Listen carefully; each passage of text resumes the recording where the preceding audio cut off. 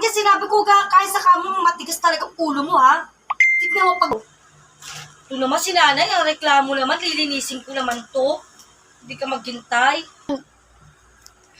Oo, gasa punasan mo kaya ayaw, kaya walisin mo. Matigas din ang ulo mo talaga. Pag dilanggam ka dyan, ha? Oo, nanay. High blood din ka na naman sa akin, eh. Hindi ka naman makapaghintay. Tumayo ka na dyan. Pag hindi kakalad-kalan ka na dyan sa ulo mo. Oo na nga, nay. Tatayo na. Ako pa matigas ang ulo. Sinasabihan na kita. Ikaw matigas ang ulo.